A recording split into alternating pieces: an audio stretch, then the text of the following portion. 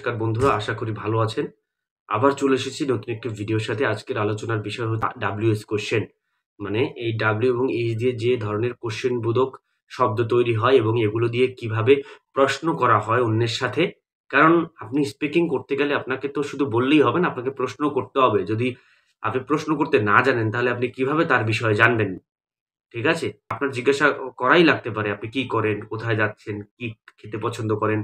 আপনার প্যাশন কি? আপনি ভবিষ্যতে কি করতে চান? এই বিষয়গুলো প্রশ্নের মাধ্যমে আসতেই পারে। তো এইজন্য আপনাকে WH কোয়েশ্চেন জানাটা খুবই দরকারি। তো রাংমেন খাইশিশিবা জিনতেন খা। ১ম WH কোয়েশ্চেন এর ভিতরে ১ম টা হচ্ছে হোয়াট। আচ্ছা WHAT ঠিক আছে? হোয়াট। এটার বাংলা হচ্ছে কি?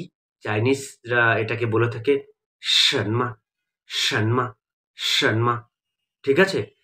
এই শর্মা দিয়ে অনেক সেন্টেন্স হয়। আমি ২-৩ টা বলছি। যেমন ১ম টাই খুবই আমরা নরমালি বলে থাকি, 你叫什么名字? তোমাকে কি নামে ডাকা হয়? 什么菜你喜欢吃? 什么菜你喜欢吃? আচ্ছা এরপরটা হচ্ছে 什么东西你想买? ঠিক আছে? তো এই সানমা দিয়ে অনেক প্রশ্ন হয়। যে আমাদের জীবনটাই জড়িয়ে আছে সানমার সাথে মানে ওয়ার্ডের সাথে। কারণ আমাদের প্রচুর প্রশ্ন থাকে। মানুষ হয়ে জন্মেছি। এটা কি? ওটা কি? এটা কি? কেমনে কি? এই সব প্রশ্ন আমাদের মাথার ভিতরে ঘুরঘুর করতেই থাকে। ঠিক আছে? আচ্ছা এর পরের WH কোয়েশ্চেন হচ্ছে why? ঠিক আছে? why মানে কেন? WHY মানে কেন? আমরা তো জানি কেনর গুরুত্ব কতটা। কারণ কোন কিছু হলেই কেন চলে আসে। তুমি ঢাকা যাবে কেন? কেন তুমি খাবা না? কেন গোসল করবে না? কেন লেট করে ঘুমাবে? ওরে বাবারে! এত প্রশ্ন। এইজন্যই এই WH কোশ্চেন আমি আলোচনা করছি। তাই এর চাইনিজ হচ্ছে 为什么?为什么?为什么?উদাহরণস্বরূপ বলতে পারি, 为什么你不吹大卡? 为什么你学习中文? 为什么你昨天没来? কি বলছি বুঝছেন? এরকম অনেক প্রশ্ন আপনার মনের ভিতরে ঘুরপাক খাচ্ছে। আপাতত আমি WH কোয়েশ্চেন এর ইন্ট্রোডাকশন করাচ্ছি, আপনারা বুঝার চেষ্টা করেন। ওটা হচ্ছে when, WHEN, when বা আমরা নরমালি বলি when। ঠিক আছে? তো এটার চাইনিজ হচ্ছে 什么时候?什么时候?什么时候?উদাহরণস্বরূপ যদি আমি বলি তাহলে হবে 你什么时候去学校?你大概什么时候结婚? আচ্ছা আরেকটা বলা যায় 你考试的 দেখেন 你考试的结果什么时候出来? এরপরেরটা হচ্ছে who বা whom মানে কে। হুম? আপনি কাউকে জিজ্ঞেস করে তুমি কে? 你是谁?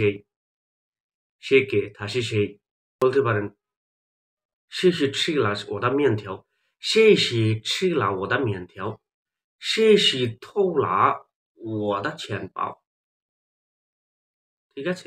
এরপরেরটা হচ্ছে whose, WHOSE, whose মানে কার। তার চাইনিজ হচ্ছে 谁的 ঠিক আছে? উদাহরণস্বরূপ বলা যায়, মনে করেন আপনার হাতে একটা কলম আছে। 这个是谁的笔? একটা মোবাইল আছে। 这个是谁的手机? একটা মানিব্যাগ পাইলেন। বলতে পারেন 这个是谁的钱包? আচ্ছা এরপর হচ্ছে which, which মানে কোনটি? না, which এর চাইনিজ কি? না। আচ্ছা আমরা যদি এটা দিয়ে উদাহরণস্বরূপ দেই তাহলে বলা যায় 那个是你的家，那个是男洗手间，那是男的洗手间বা那是男的卫生间। ঠিক আছে? এরপর হচ্ছে where, WHERE, where বা আমরা যাকে বলি নরমালি বাংলাদেশীরা বলে where, বিদেশী আছে যারা ফরেন ব্রিটিশ তারা বলে where। তো আ এটা চাইনিজ হচ্ছে নার, আরটা হচ্ছে নালি, নার, নালি। এই ২ টাই যেকোনো এক জায়গায় বসানো সম্ভব। মনে করেন আপনি যদি এখন বলেন 你的家在哪儿? এই নারের জায়গায় আপনি এভাবে বলতে পারেন 你的家在哪里? 你的家在哪里? আবার বলতে পারেন যে একজন মনে করেন একটা কোম্পানির ওয়ার্কারকে বা এমপ্লয়িকে বলতে পারেন যে喂你们的办公室在哪儿？喂你们的办公室在哪里？我们的数学教室在哪儿？我们的数学教室在哪里？আচ্ছা এরপরটা হচ্ছে how many মানে কত, ঠিক আছে?